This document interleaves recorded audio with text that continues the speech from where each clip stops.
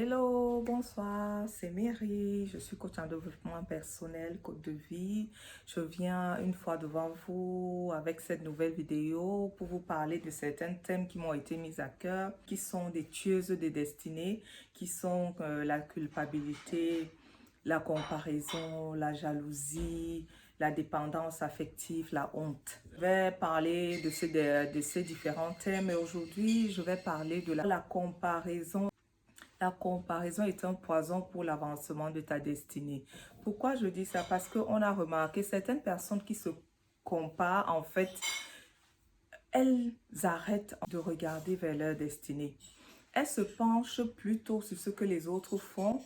Vous allez m'excuser pour le bruit, il y a des gens dans la maison. Donc, elles se penchent plutôt sur ce que les autres font. Elles développent par leur sentiment de comparaison, elles développent un sentiment d'infériorité, elles développent des complexes, elles peuvent développer de la jalousie, de l'envie. Nous sommes des êtres humains, c'est un sentiment qui peut naître, qui peut par certaines situations, qui peut naître, qui peut arriver à tout le monde. Mais l'essentiel, c'est de savoir le reconnaître et essayer de s'en débarrasser le plus tôt possible avant qu'elle ne commence à s'enraciner et à créer d'autres souffrances intérieures. C'est un sentiment en fait qui n'a pas commencé aujourd'hui, hein.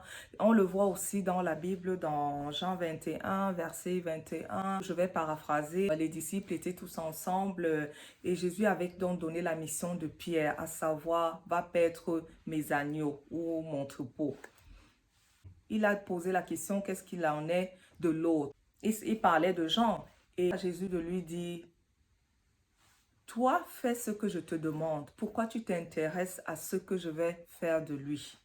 Donc en fait, c'est ce genre de sentiment que nous cultivons sans le savoir. Au lieu de se concentrer sur sa propre mission, qui était d'aller paître les troupeaux, il voulait savoir ce qu'il en sera des autres disciples. Donc parfois, ce sont des petites choses comme ça qu'on nourrit. On se retrouve en train de vouloir être en fait comme les autres. Avec l'avancement des réseaux sociaux, de la globalisation, on a tendance à se comparer aux autres. On regarde une star qui a évolué, on regarde quelqu'un qui a fait son parcours, on regarde, je prendrai un exemple simple d'une personne qui est très connue, à savoir Serena Williams.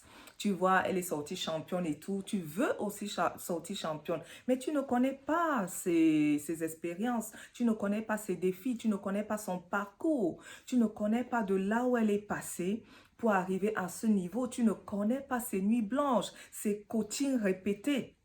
Tu ne connais pas tous les accompagnements qu'elle a eu, tous les défis qu'elle a eu au-devant d'elle. Ça, tu ne connais pas. Tu vois un autre coach qui est déjà bien avancé. Tu veux être comme lui, tu vas avoir le nombre d'abonnés comme lui, tu veux du jour au lendemain être comme lui. Mais tu oublies qu'il a eu un processus, il a eu un parcours, il a eu des défis, il a eu des souffrances, il a eu des choses qu'il a endurées que toi, tu n'as pas endurées. Donc, en fait, c'est juste quelques exemples que je prends comme ça. On veut souvent se comparer à d'autres personnes sans payer le prix par lequel ils sont passés.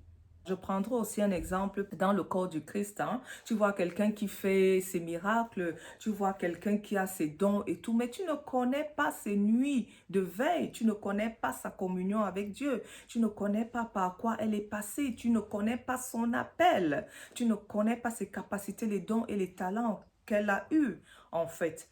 Comme on le voit dans le livre des talents dans Matthieu 25, versets 14 à 30, je crois bien. Chacun de nous a été doté de ses capacités et de ses talents. De ses talents, chacun selon la portion de son appel ou l'attente que sera son appel. Donc, ce que j'ai envie de dire, c'est que c'est un sentiment en fait qui nous bousille la vie. C'est un sentiment qui nous limite. C'est un sentiment qui développe en nous des complexes d'infériorité, qui développe même en nous l'aigreur. C'est un sentiment vraiment qui nous éloigne de notre mission. Elle nous éloigne de notre appel, de notre identité. Maintenant, je vais donner quelques astuces pour arrêter de se comparer. En fait, il faut savoir que tu es unique. Il faut savoir que tu es une créature merveilleuse, créée à l'image et à la ressemblance de Dieu avec tes dons et tes talents. Je dirais même accroche-toi sur Jérémie 29, verset 11, qui dit qu'il a préparé pour toi des projets de paix, de bonheur. Il faut se fixer sur ce que Dieu dit que tu es. Je reviens toujours là-dessus. Il faut se fixer sur son identité, se connaître, se découvrir. Parce que quand tu ne te connais pas, quand tu n'as pas la connaissance de soi, il y a l'estime de soi qui baisse. Et tu te mets à te comparer aux autres. Juste parce que tu ne connais pas ton identité. Tu ne connais pas la mission pour laquelle tu as été appelé. Il faut en fait te réconcilier avec toi-même.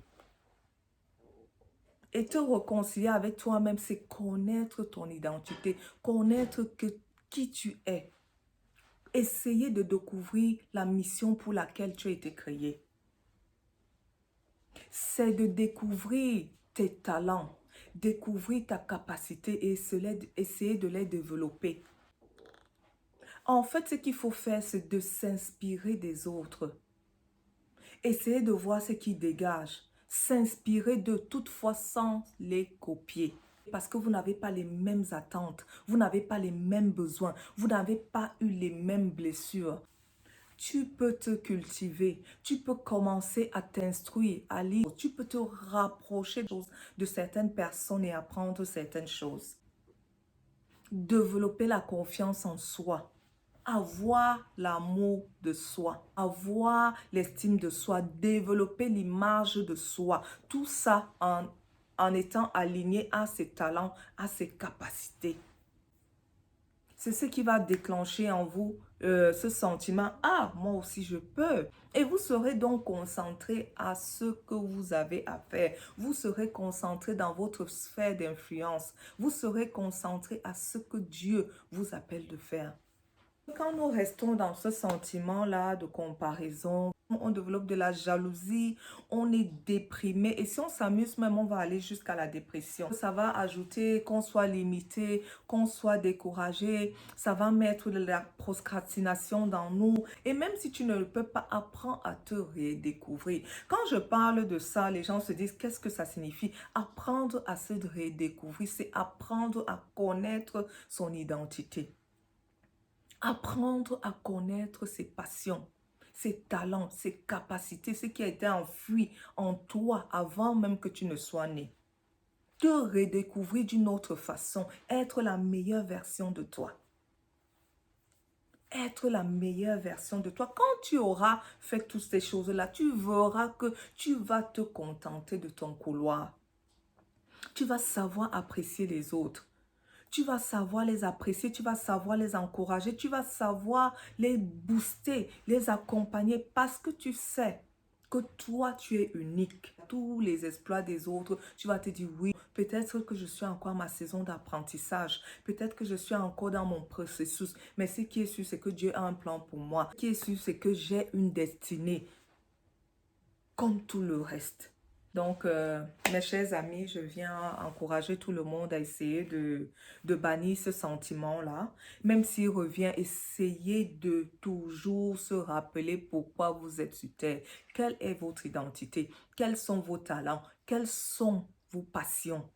Essayez de les développer pour essayer de se détacher de tout ça. Et en fait, vous allez découvrir que vous aussi, vous avez des capacités. Vous aussi, vous avez votre couloir. Vous aussi, vous avez les attentes qui sont peut-être différentes de cette personne-là. Mais comme vous n'avez pas développé vos propres attentes, vous n'avez pas développé votre couloir, vous n'êtes pas aligné à votre couloir, vous allez voir en fait que vous avez des manquements, vous allez voir en fait que vous êtes limité, vous allez vous décourager, vous allez vraiment vous perdre dans votre destinée. Donc, restons concentrés dans notre sphère d'influence, restons concentrés dans notre appel. C'est ça qui va nous éviter toutes ces choses-là. Donc, en fait, c'était mon appel de ce jour. Évitons la comparaison. Concentrons-nous dans notre sphère d'influence, concentrons-nous dans notre appel, concentrons-nous dans nos talents, dans nos capacités, dans nos passions. Concentrons-nous dans tout cela. Et celui qui découvre ses talents, voilà, qui découvre, qui ne se compare pas, sera aussi une source de bénédiction pour l'autre parce qu'il sera concentré sur ses talents, il va les développer et il va bénir d'autres personnes avec ses talents. Donc voilà, je vous souhaite bien des choses. partager la vidéo. Ça peut aider quelqu'un qui est encore dans la comparaison. Ça peut l'aider à mieux gérer ce sentiment-là. Ça peut l'aider à sortir de ce moule-là pour essayer de découvrir ses talents, ses capacités, son appel, pour essayer de rester dans le couloir de sa mission de vie. Et en fait, pour essayer d'avancer selon son identité. Donc voilà, partagez la vidéo. Je vous souhaite bien des choses. Et à très bientôt. Au revoir.